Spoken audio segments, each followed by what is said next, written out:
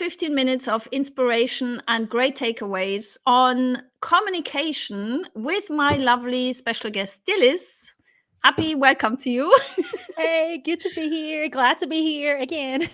Yes, me too. And we are going to talk today about a topic. Dear viewers, if you've been there last time, you heard us saying towards the end, when we were going on about our authentic self, finding our authentic voice, we were like, and the most precious toolkit we have to not only find our authentic self, but even to build these great relationships in life and to have this quality of life is communication. And so we said, we're going to talk today about respectful communication.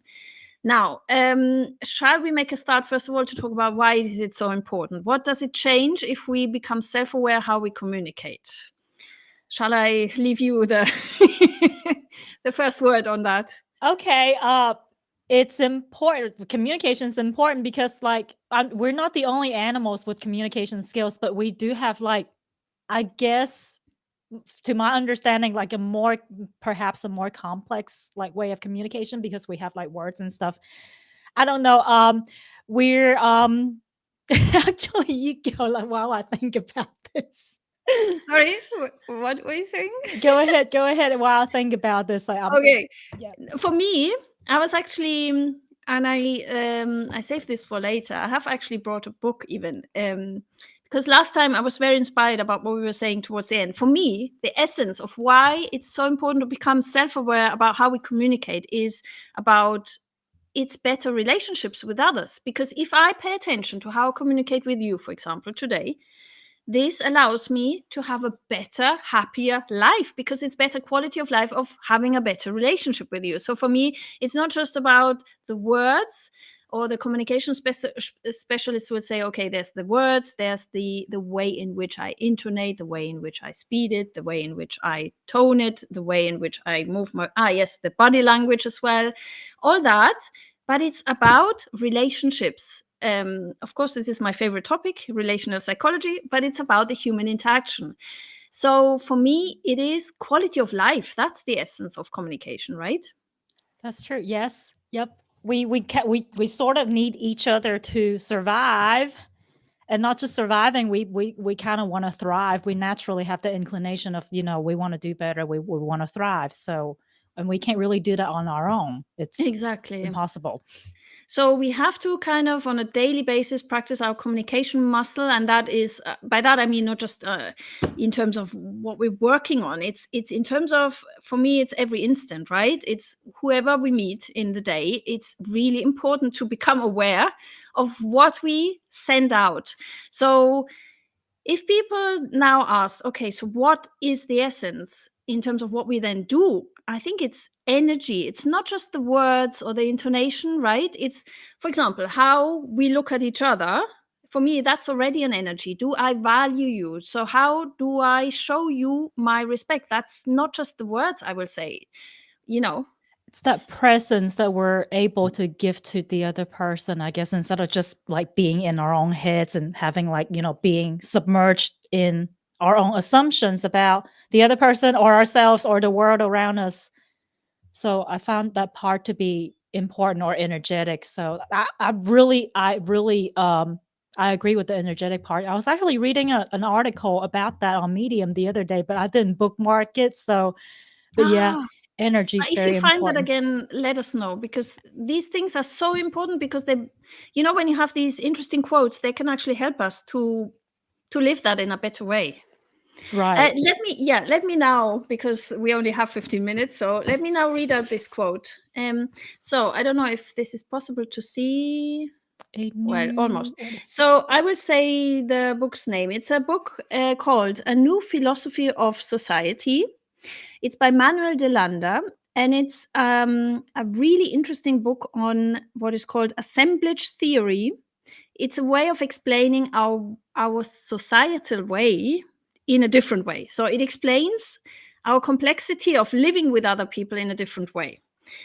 And now let me read this, because this is for me the quote in terms of what we have at our hands for communication. And it's really not just the words. So he says the ultimate behavioral materials are the glances.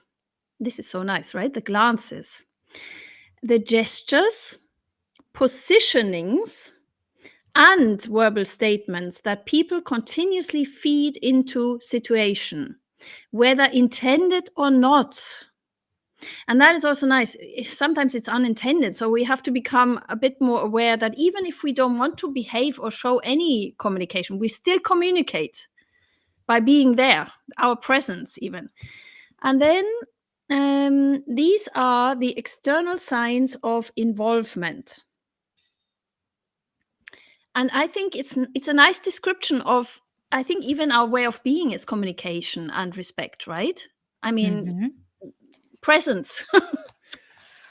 And I think it's really important. Sometimes maybe we're giving our full attention to the other person, but we're maybe like our body language is not showing it. So I think, I mean, this is why I make sure I nod a lot. Maybe I look Yes. funny, like, but I make sure I nod. The That way nodding, that's I'm also showing, respect. Yes, right. That way exactly. I'm showing that I'm listening. So The how is it called?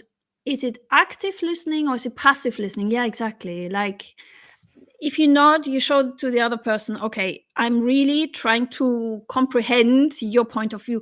Oh, yes, there's another one in terms of if people ask, so what does it involve? For me, it's really this thing of, I think we had it in our headline as well, of trying to understand a different perspective, even if it's a different one. So if there is all this talk about diversity and inclusion today, even the hype about diversity and inclusion in the micro aspect of communication, I think it is about this. Okay, I really try now to get your perspective. And if it's a different one from myself, I will not be offended by it because people can have different perspectives. It's nothing. And that's so hard. Now we will all say, oh, yeah, I agree with that. But then in the micro when it context, comes how to often do we live through that people, they get triggered because we have a different point of view? can I share an experience? Actually, I have two experiences. When I had my physical store, I had two customers that used to hang out at my store. One of them was a neo-Nazi. He Oh my had God. a huge swastika on his chest, which he eventually like covered up with a tattoo, but he was a neo-Nazi. And Oh there my was God. another guy that was in he belonged to some kind of like white Aryan Brotherhood group. But Okay. it's strange because like I kind of let them hang out my store. They weren't disrespectful, but they kind of like told me right off the bat, without being threatening, obviously. I don't know Mm-hmm. why they feel like they want to open up. Like maybe it's because, like I don't know. They want to talk to me. So Mm-hmm. eventually just me listening to them like over like a few years that they were coming to talk to me about, they eventually told me about, like their family background and stuff, and it led to, like it's pretty much, I think what I'm trying to say is that it's important, like obviously I'm not a white supremacist, and obviously Yes. it can be really, it can be kind of scary maybe, but I think what happened is that because I was just, I was just curious. You That's were why I just wanted, listening and opening up to their perspective. Yeah. yeah, I Mm-hmm. mean, like, I didn't even want to be like, "Look, that's bad," like, I was just Yeah. curious, so it Mm-hmm. led them to tell me a lot of things over the years that I had the store, so This is the and then we thing. I became mean, even if friends. it's scary, I agree. Even if it's scary, for me, I would be scared because I have prejudice, of course. But then we need to do that exercise. I mean, of course, if it's not a life-threatening situation, of course, respect always stops if the other person wants to harm you. That, of course, is the global understanding we have. Okay, but if it's people like that. Okay, so maybe it's scary for me, but I totally agree with you. Why not listen to them? It's okay to have a different perspective. First of all, if they don't threaten you, I mean, there's no harm in trying to understand their They perspective. were trying to be friends, that's why they wanted to tell me all this stuff. I didn't ask, I didn't see the swastika, like, he wasn't walking around, like, shirtless or anything, eventually he just told me, and then once they started telling me more about their, their experiences and background, then everything clicks, and you understand. So Exactly. And it doesn't then mean if we have this ability of taking the perspective of the other and we understand it that we have to go conform with that. We still can keep our own different perspective, but if on the basis of that, that kind of respect for difference is possible, that can be the start of a friendship even. oh yeah, we became friends. Oh yeah. And With that is both of them. something that is truly, I think, if people have this open-mindedness, right? Because so often, what is the worst thing for me, for example? Let's give some anecdotes. For me, the worst thing is if I experience a communication where the other side is very dogmatic in terms of this is the way it is, that's the real way, that is how life is, you have to see it like that, I explain to you the world, and there's only one truth. That's dogmatism. And if on the basis of that, I had that oftentimes in my professional field, unfortunately, on the basis of that, how do you establish any kind of relationship, you know? I guess like just I don't know your situation, but like, for just me thinking about it now, it just, it sounds like when it's a person that's that dogmatic about whatever topic that they choose to be like that with, they probably just need someone to listen to them. I feel Yes, like maybe that's there's something to get out. Yeah, that could be a right. reason as well. Maybe it's an attention thing. I don't know. I Yeah, mean, again, it's probably then individual to every character that we can't generalize, but it's very difficult, and that's for me the one thing. Like I, for myself, have concluded just for my own self awareness, I always try not to be dogmatic. That's for me a big, in my own life experience, I see that as a big mistake to go into a situation, for example, meeting new people or learning something, to kind of insist on one perspective. There's no one truth in life. That's what I want to say. right, I agree with you on that. Everybody, we all live in our own subjective experience. I learned that from my life coach, Oh subjective yes, experience. nice, It's nice hard to one. It's our subjective life. Yeah, it's exactly. difficult. It's impossible to understand the other person's subjective experience. Yeah. So, So the minimum thing I guess we can do in any communication or in any relationship we have with other people is kind of have that. Okay, you experience that situation like that, but I have a different experience of it. And now the hard part comes in for me when it's about to find the right words in whatever language. I'm not talking about the language. It's more the how do you phrase it in such a way, because then the risk is always like, you know that situation is when you feel, oh god, I don't want to offend the other person if I say I respect your point of view, but I see it quite differently, but still I like you. That's for me the hard part, right?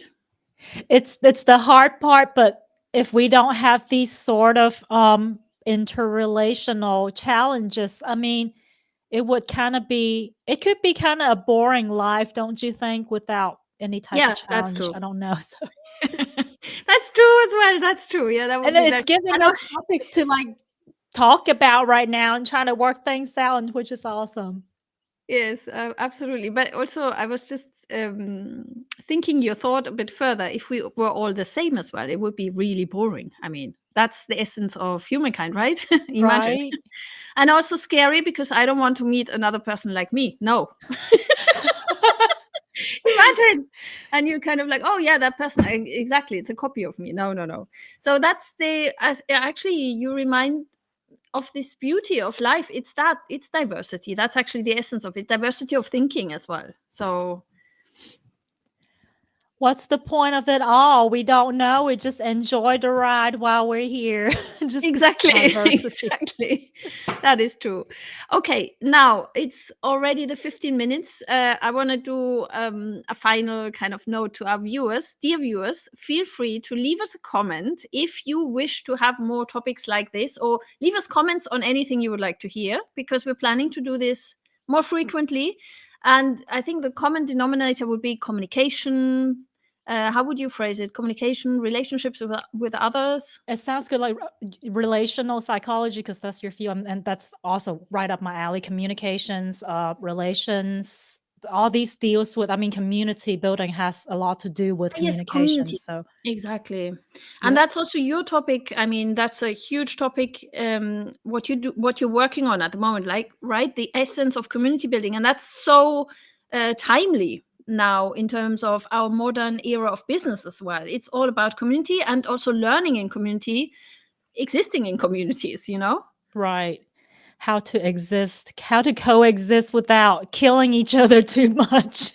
Yes, exactly. Let's not go on the dark side of that topic now. Okay. But dear viewers, leave us comments, and we will then. I think for the next one we have planned in 2 weeks' time. We have the next live stream, and the topic we leave open for the time being. Right? Yep. Okay. So, dear viewers, thank you for joining. See us in the next. Meet you in the next one. Bye.